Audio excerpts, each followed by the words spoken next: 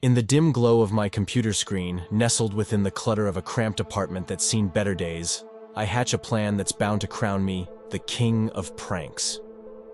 The concept is devilishly simple. Convince everyone I'm jet-setting to the DMZ, the demilitarized zone between the Koreas. A thrilling backdrop for my masterpiece of deception. My fingers dance across the keyboard, crafting fake itineraries and photoshopped backdrops that scream adventure.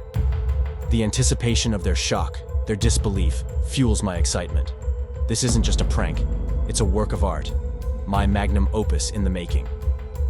As April Fool's Day looms, a mischievous grin spreads across my face. My coworkers, already duped by my sudden vacation, pepper their casual farewells with envy. Little do they know, I'm orchestrating my grand spectacle from the comfort of my home, surrounded by half-eaten snacks and the buzzing silence of anticipation. But then, an unexpected twist. My phone vibrates, pulsating with the urgency of an unlisted caller. I ignore it, dismissing it as another telemarketer intrusion into my meticulously planned ruse. The calls persist, each one ignored with increasing annoyance, until the air is shattered by a knock, no, a pounding at my door, accompanied by the incessant ringing of the bell.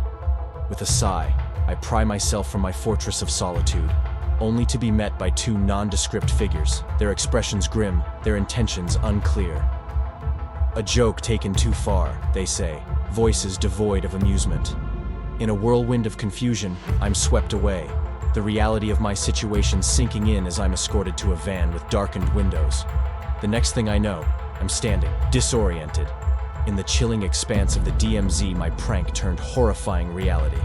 The fake backdrop of my photos becomes the stark, unforgiving landscape that surrounds me. How? Why? The questions swirl in my mind as I'm propelled forward by forces unseen. The joke now a distant memory, overshadowed by the grim facade of armed guards and barbed wire. Captured and confined, I endure the bleak monotony of a North Korean prison, each day blending into the next in a haze of regret and disbelief. My prank, once a source of pride, becomes the architect of my downfall, a twisted twist of fate that binds me to the very joke I sought to create. A month passes, a lifetime in the shadows of captivity, until diplomacy prevails, and I'm released in an exchange that's as bewildering as my capture. Home once more, the laughter and light-hearted jests of April Fool's Day hold no charm. My appetite for pranks, once insatiable, now replaced by a sobering realization of the thin line between jest and jeopardy. So, as the calendar turns and April Fool's Day approaches once again, I find solace in the simple, harmless humor of a whoopee cushion. The thrill of deception, of elaborate pranks, has lost its luster, overshadowed by the memory of a joke gone too far.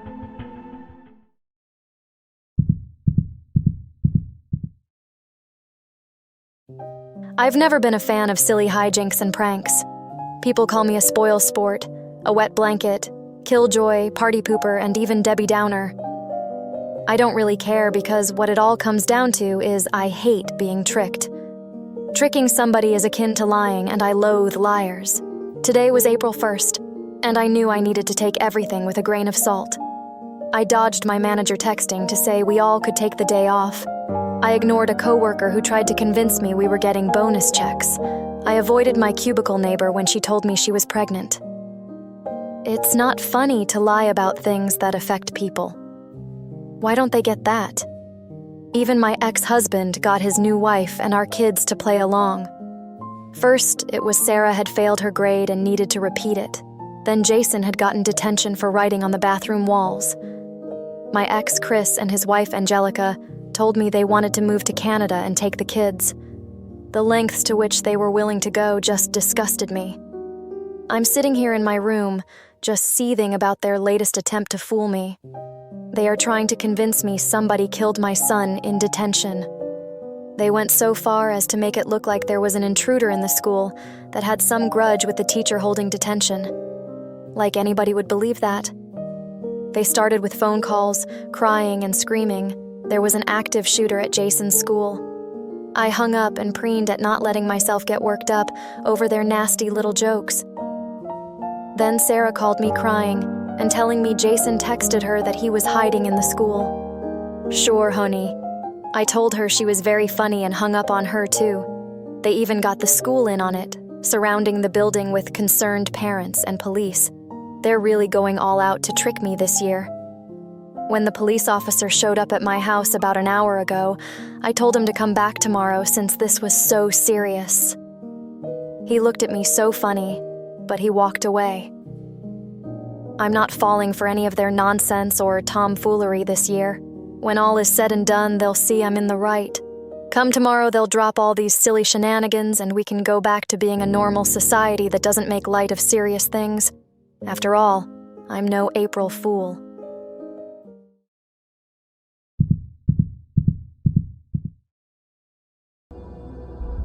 You will be dead in 72 hours if you hear this story. Final warning. After purchasing my new home, I realized that the previous owner had left behind a collection of bits and bobs. I enjoyed looking through the items until I found a journal of sorts. One of the entries terrified me, and I'm transcribing it here to see if there is anything I can do. April 1956. Eureka! After a decade of searching, I have finally found Las Palabras de los Muertos, the words of the dead. When I was a child, I heard the legend of the words from my great-grandfather. One night, in ancient Cusco, a demon whispered into the ear of an Incan priestess the words of the dead. These specific words, when read or spoken aloud, would cause any person who heard them to die in 3 days' time. The priestess died 3 days later, but not before she recorded the information in a series of knots tied into a rope to preserve for future generations. From there, the words have been closely guarded and used only when necessary for the greater good. That is, until now. I traveled deep into the forests of Peru and found the keepers of the words. I was able to deceive the keepers. I convinced them that I was a man of science, but I got lost wandering the forest. I needed shelter and food. The truth was that I was there to steal the words for my own personal use. Unfortunately, the keepers became wise to my act, but not before I was able to learn Las Palabras de los Muertos. The words were so completely ordinary. I had experienced them dozens of times before, but it was their hyper-specific sequence that kept them from being uttered in the right order. I knew that keepers would never let me leave alive, but I was able to sneak the words out of their village by mailing them to myself, concealed in the form of a diary entry. That's right. The journal you are hearing right now has hidden within it the very words that, when read, will kill you. If you are hearing this, then I pity you. In 72 hours, you will be dead without fail. I only ask that you get the journal to someone who can use the words to make the world a better place. Alfonso Gallo. At first I thought the journal was a joke, but then I looked into the previous owner of this house. Apparently, he was a young guy and died suddenly without any warning. It's been 64 hours since I read the journal, and I'm starting to panic. I decided to post about this on YouTube to see if anybody can help save me. I warned you not to hear this story, but you listened anyways. So now we're in this together. Can anyone figure out what the words are? Is there anything I can do to save myself? I'm begging you guys to help me.